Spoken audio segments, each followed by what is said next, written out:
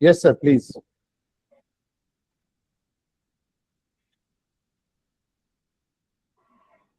Good afternoon to all present.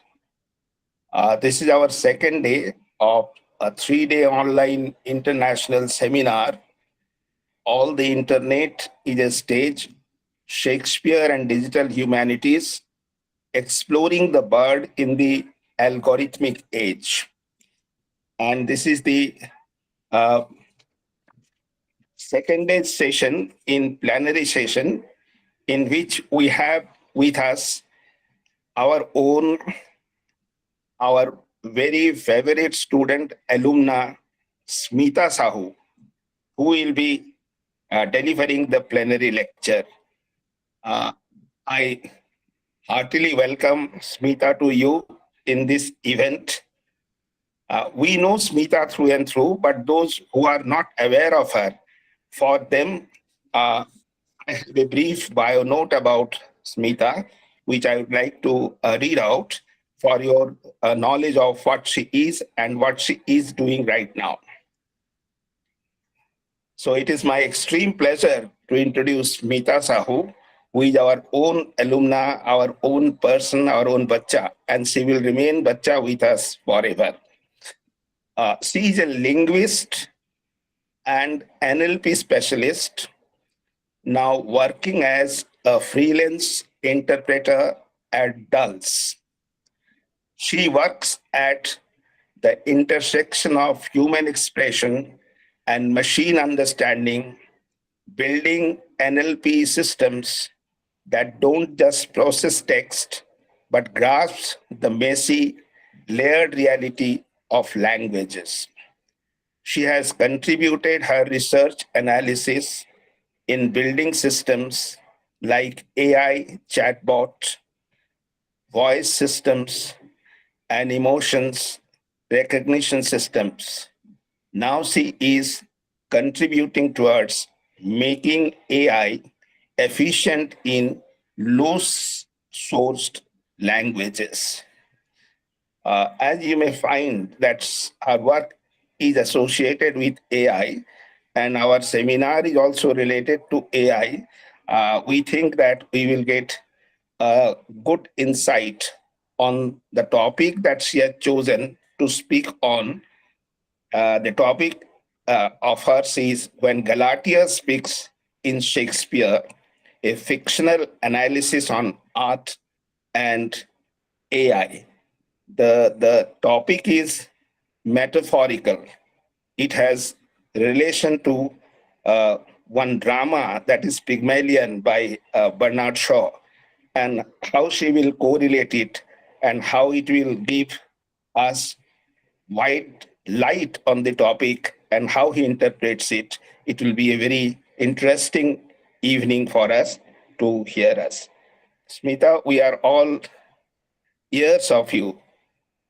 Would you kindly proceed with your topic? Yes, sure, sir. First of all, thank you so much. It's my honor to be back and be a part of this seminar. And so thank you so much, sir. I'll start sharing my screen so that you can see my presentation. Please let me know once you see my screen.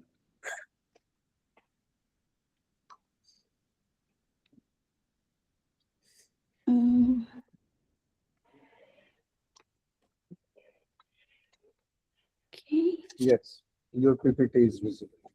Okay.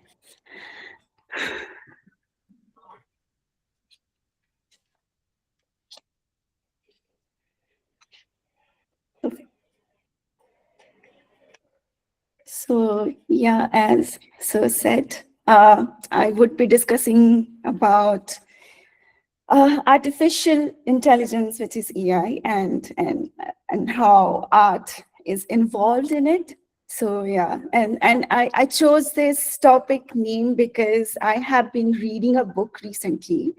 It's called Artificial Humanities by Nina Vegas. She is an lecturer at I think Berkeley in US, and she wrote a book recently, and I was reading that book. So my presentation is basically inspired from that book, and I wanted to share the insights and how artificial intelligence has evolved from art. So that's what my presentation would be about.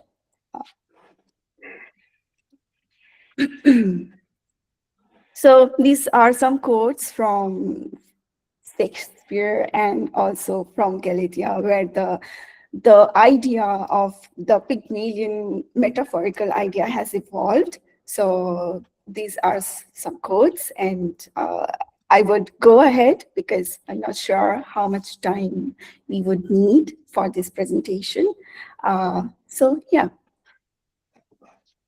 just give me a second. Can I?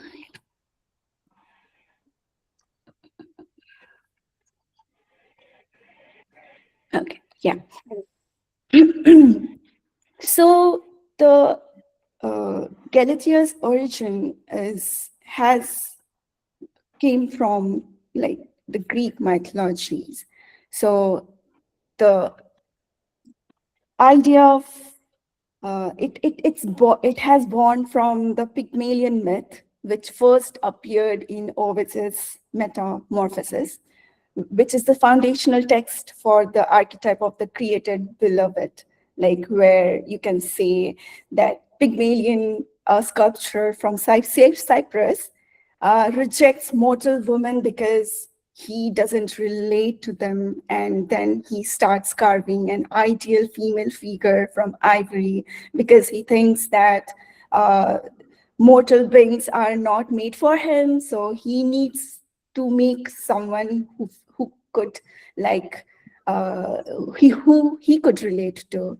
And once he creates this female figure, he falls in love with this creation, and then he starts dressing her like a human being, starts adoring her, and then he's also prayed to Aphrodite. So that because he fallen in love with her, with his creation, and then he like prayed to Aphrodite so that he could animate the statue, and Aphrodite was pleased with his creation, also his dedication, and then Aphrodite blessed the animate statue, and then all of a sudden the statue starts breathing and becomes a human, and then later she named as Galatea. So this myth raises a primal artistic question, like what is the relationship between creator, creation, and consciousness? And this is how the myth and or you can say the artification like was born. And the idea of Galatea or the idea of the Pygmalion myth has born. You can like see that it comes from Greek. It means who is a milk white persona evoking marble purity and ivory original statue. It's a symbol of archetype. Like Galatea becomes a symbol of archetype of the living artwork, the object given subjectivity, the artifact that gains agency and voice. It becomes a legacy, especially in literature, from starting from Hellenistic pastoral poetry to Renaissance drama, and also it now we can also see in our modern age as an AI. So how it traveled across the centuries, how literature rewrote this myth. It started with 8 CE, like Common Era, and then it traveled through medieval romance. It also was in the 14th century. Then Mary Shelley's Frankenstein, the most famous book that you could relate to. Also recently, someone adapted the movie last year. It was amazing. If like you can see, if you don't like, if you haven't read the book, you can see the movie. It's really amazing. We also Bernard Shaw's Pygmalion, where Bernard Shaw's like transforms the myth into social critic. And then he creates Eliza Doolittle through language, and she ultimately claims her own voice and humanity.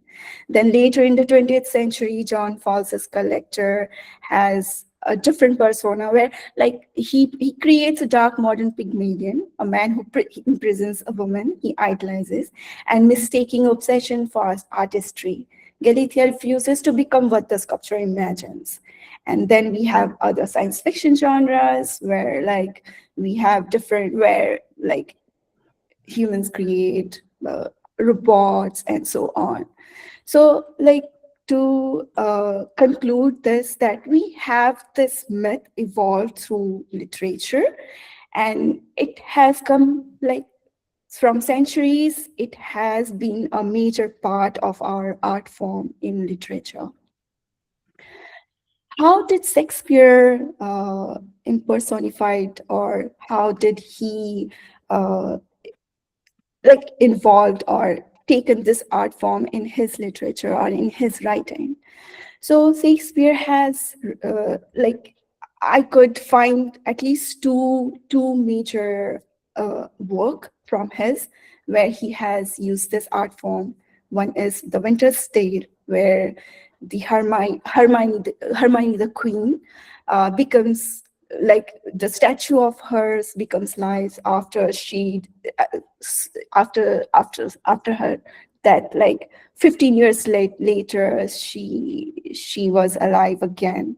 So how, like in Shakespeare, it was the most overt engagement with Pygmalion when it comes to his art form, and he unveils like where Paulina unveils the statue of the Queen Hermione and it breathes.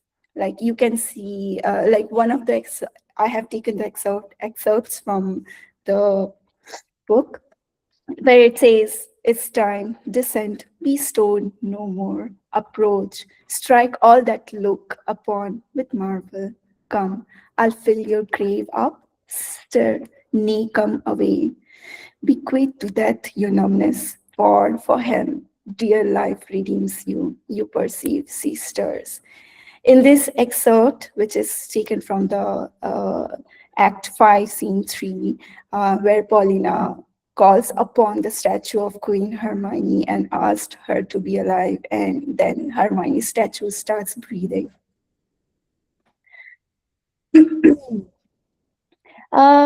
So most in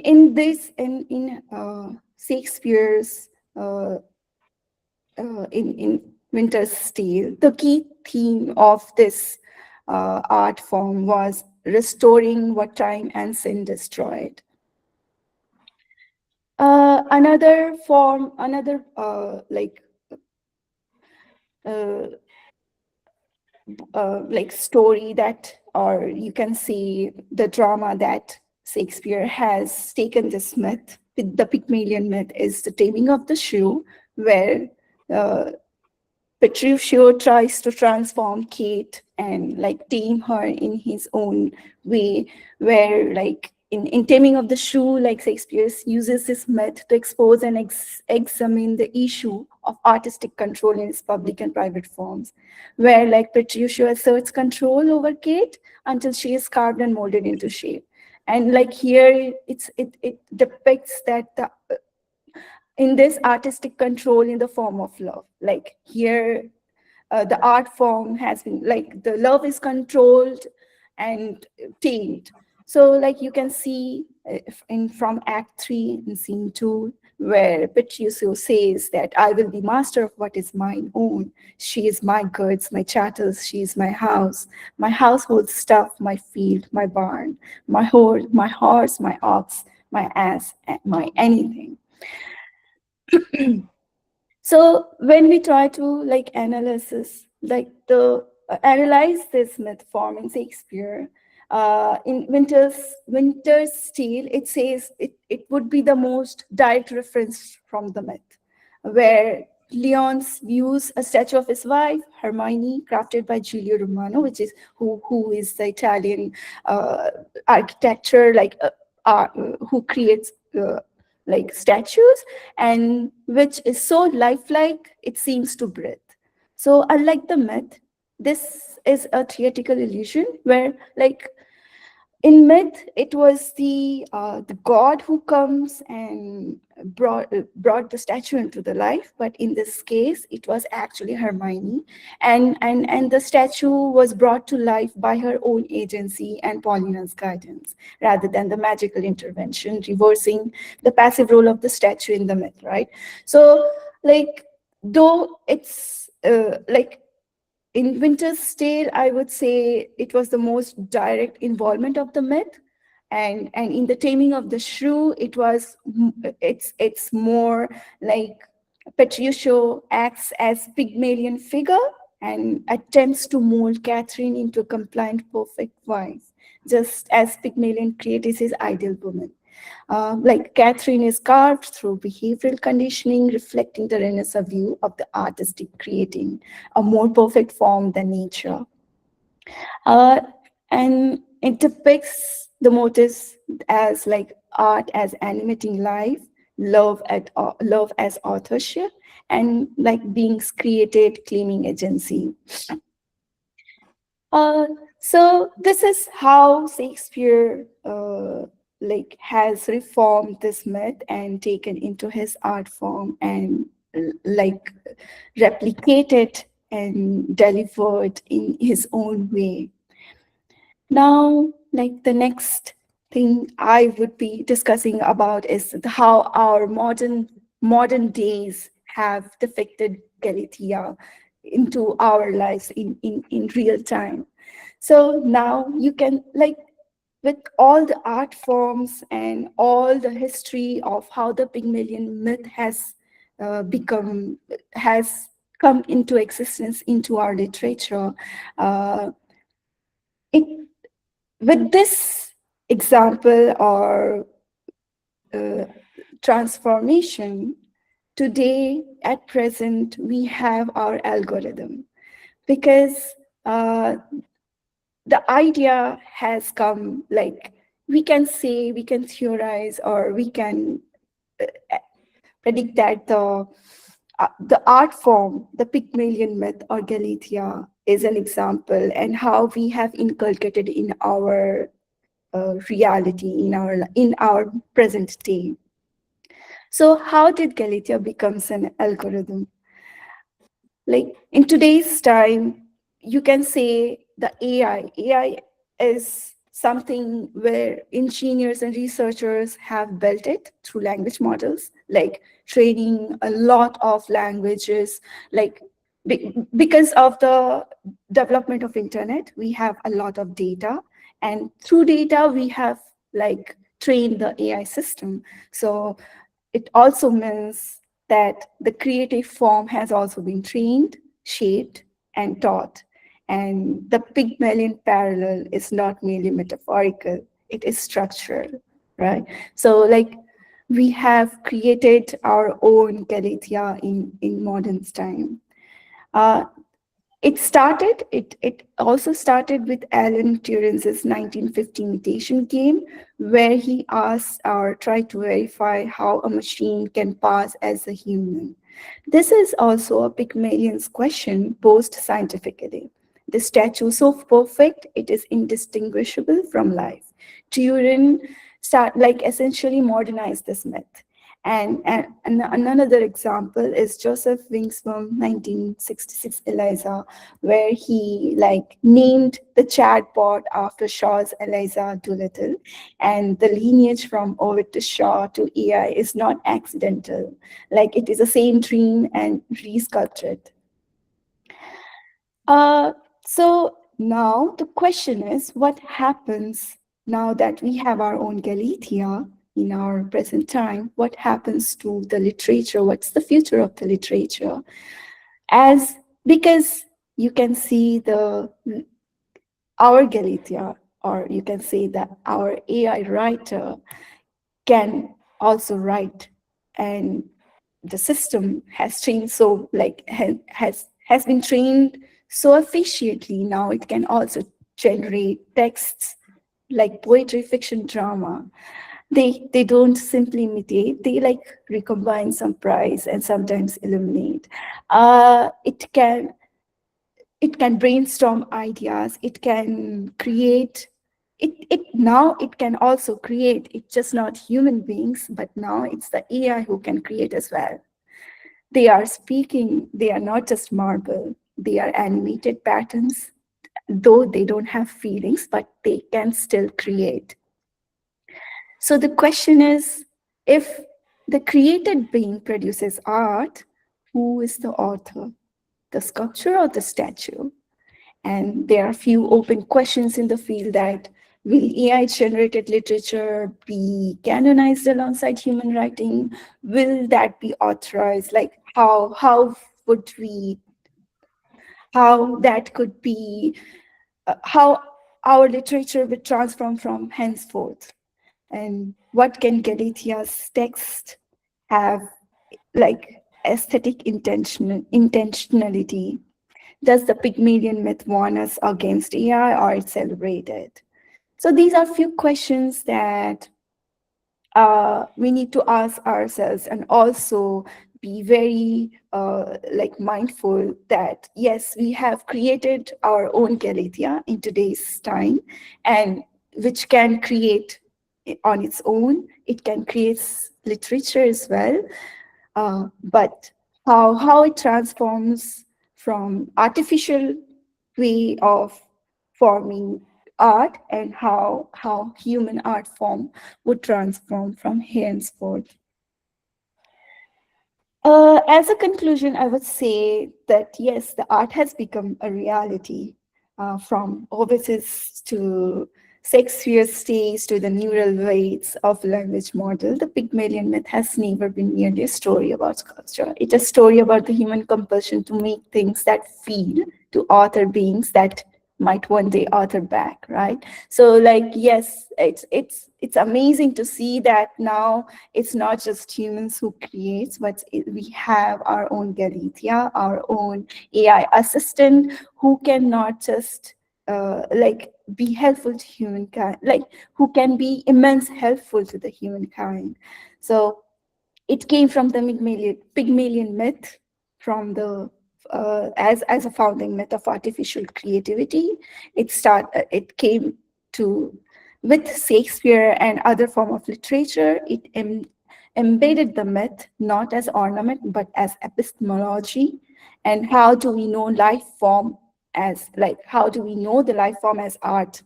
And then now AI recapitulates this myth as scale, raising ethical and aesthetic stakes unforeseen by Ovid, like when it started, when this originated from. Also, how we can see this literature's future work may depend. Like if today, like if Galatea has started creating its own art form, whose voice are we hearing? So these are few of the open questions we could ask and analyze, and keep researching. And because this is so new, and it's already in the present as a reality, as science fiction, because we have already created our Galatea. It's already alive. It's already has its own creative form. It has already started generating its own art form. So from here on, how do we see literature as, how are we going to analyze our literature, like how we differentiate from like whose creation it is? So even though, like, I would say that as in modern, at our present day, we have our Galatea as our AI assistant at hand. Anyone can be the bard, right? Because all the internet is a stage. We have so many opportunities to deliver our art form, not just any specific stage, but as a platform, we have so many scopes out there with our social media, like Instagram, Facebook, other forms. There are writing platforms like Substack, Medium, where we can like deliver our own art forms in different ways.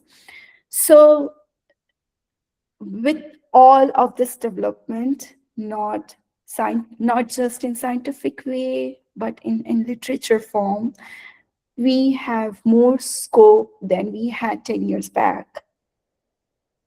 So and with that, I would just conclude my presentation here.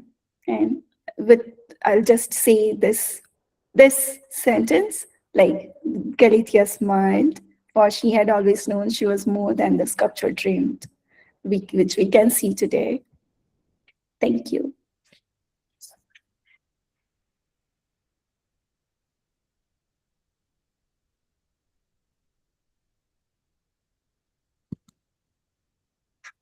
Mhm. Sir, that's it.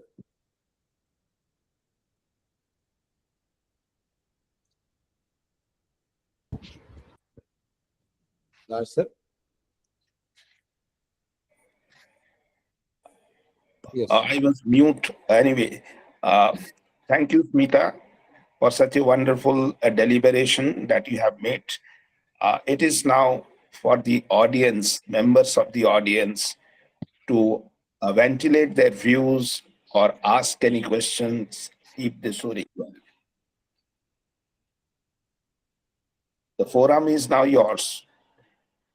Students or members of the audience who are present, they can ask any query, any question, or they can simply put forward their views also.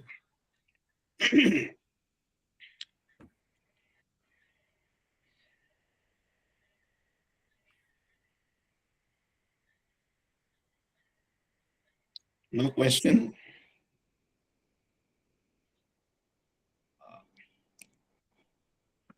I think there is no question, sir, from the audience.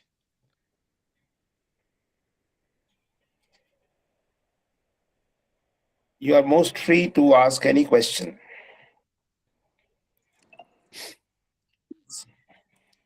I see a hand. Alam.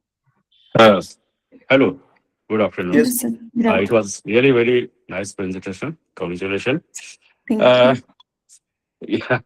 So it's really we are from the old generation of teachers. So and this is something very challenging, you know, modern context. Uh, Presently, I'm reading Frankenstein, Frankenstein by Mary Shelley, and really it is very wonderful how she in that age, the 19th century, the romantic age, she has produced such a fantastic, which actually resonates with our own situation now. You know, she created a character, you know, the actually the Victor Frankenstein. He created a character. He was with an obsession to create. He create a kind of monster, which actually not a monster, which reflects all the feelings, human feelings, and somehow this disconnect between the art that he created and the creator, it raises kinds of a lot of moral, ethical questions and dilemmas, and so I would like you to just to give your views on that. Thank you. Sure, sir. So yeah, as like I would say, Mary Shelley's Frankenstein was way ahead of her time, and like it's an amazing book. I would say I haven't read the book, but I have seen I have gone through the movies. Like I watched movies, which is a recreation of that book. So Mary Shelley, what she had created when it was way ahead of her time, and the monster that she created, it says that the creator doesn't accept Frankenstein as a positive being. The creator, Frankenstein, doesn't accept his creation because he sees it as a monster, but the monster had its own agency, own feeling, and wanted to live as a human being, though he knew that he was a artificial form, like he wasn't born, he was created. And he wanted love for his, like he wanted to live as a human, but no one accepted the monster because it was so, like, it was not natural for that time being, and it was not acceptable for any human beings. But like centuries later, today, in modern times, you can see that now exactly the same thing has repeated, and it has been repeated as in real time, right? Like it's reality. We have created our own, I would not say monster, but I would say our own artificial intelligence.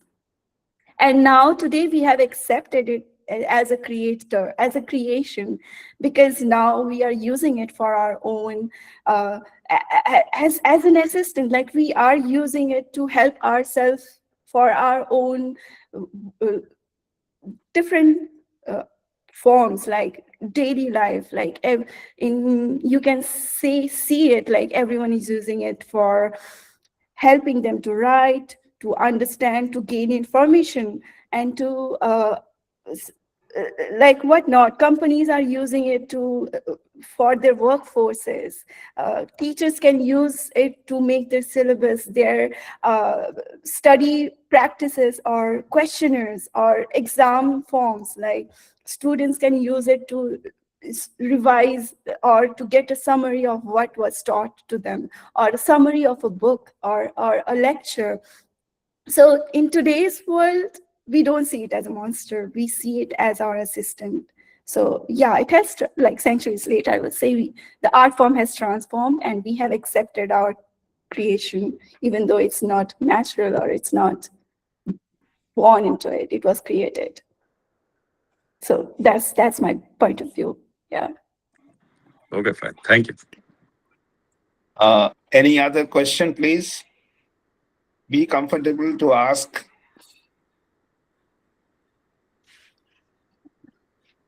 From our students, any response?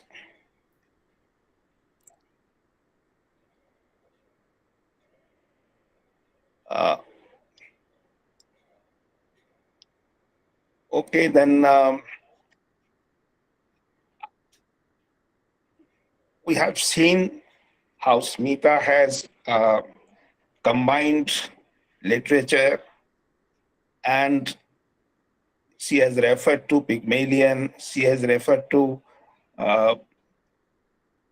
Shakespeare's two dramas, Winter's Tale, Taming of the Shrew, to bring home the subject matter of her topic. And she has correlated the things very nicely. In the question answer session, we have just heard from Mahmood sir, one question being raised, that we as a people of old generation, we are really taken aback to see how these transformations are going on. Who is the author? That will not be known after some time. Author will be obliterated. So many more questions are there coming. But then you will also agree with Smita, and I also am in agreement with her that time is changing and we have to move along with the time. Nothing is constant, isn't it? So today what is strange, tomorrow it will be the way of life. So then we will think that this is the standard we have to follow. So let us move with the time, and let us try to adjust with the time. And let us not forget about the legacy of the past. That we have to keep in mind. Reading text is a must. Whoever says what, unless and until we are in the knowledge of what the original writer had tried to speak in his works, we cannot see any change that is coming, whether it is good or bad. This comparative study should always be made. So then only the binary will be complete. Coexistence of the old and the new, coexistence of the text and the modern device of AI. That will make the thing more interesting. Thank you, Smita. Thank you so much. May I now request our Sir Yahya sir to give formal vote of thanks to Smita. No, we have changed the plan. Sudeep will deliver the vote of thanks. But before Sudeep gets ready, I have something to say. Just a small observation that Shaw created a beautiful woman, that very famous myth which Smita was referring to. Muhammad Alam sir said about the creation of Frankenstein. In our Indian tradition also, we heard stories from our mothers and our grandmothers also about some artists, some sculptors making a statue and then praying to God to give life to that statue. And the statue comes to life. And then that statue sometimes become a boon for the creator, sometimes it becomes a bane for the creator. So in our Indian tradition, we have a lot of stories related to that. And in that very famous film called Mughal-e-Azam, we had that our own very Santrash, who was creating a sculpture on the demand of Shahanshah Akbar. Unfortunately, the sculpture was not complete. So she asked and requested Anarkali to stand in place of that murti, that mural. And then Anarkali became a boon for Salim and a bane for Akbar. We all know these kind of things. So it is basically a matter of observation, or even the use also, that how we are using AI. Is it going to become a monster like Frankenstein, or is it going to become that beautiful woman, Anarkali, or that Bernard Shah's heroine? It all depends. So I now request Sudeep, our very own MA student, because since Smita is our alumna. So yesterday we changed this idea, that Sudeep will be proposing the vote of thanks. Sudeep, please. I was not aware of it, sir. Please. Okay, sir. Sir, am I audible? Yeah, you are audible. So shall I start, sir? Yes. Yes, please. Good afternoon, everyone. Honorable Head of the Department, Dr. S.M.A.I. Ibrahim, sir. Esteemed faculty members, our distinguished speaker, Ms. Smita Sahu, and my dear participants. My name is Sudeep Kumar Munda, a postgraduate student of semester 3, and it is my privilege to propose the vote of thanks on this wonderful seminar. First and foremost, I would like to express my heartfelt gratitude to our esteemed speaker, Ms. Smita Sahu, for her insightful and inspiring session. Her work at the intersection of linguistic and NLP, especially her contributions to AI chatbots, voice system emotions recognition, and low-resourced languages, has truly broadened our understanding of how technology can engage with the depth and complexity of human language. Her works have not only informed us, but also motivated us to think beyond conventional boundaries. I would also like to extend my sincere thanks to our professor, A.K. Das sir, for his guidance and effort in making this session possible. My appreciation goes to all the faculty members for their valuable presence and support. Lastly, I would thank all the participants for their active involvement, which made this session lively and meaningful. With this, I would like to conclude the vote of thanks. Thank you everyone for being a part of this enriching experience. Have a great day ahead. Thank you.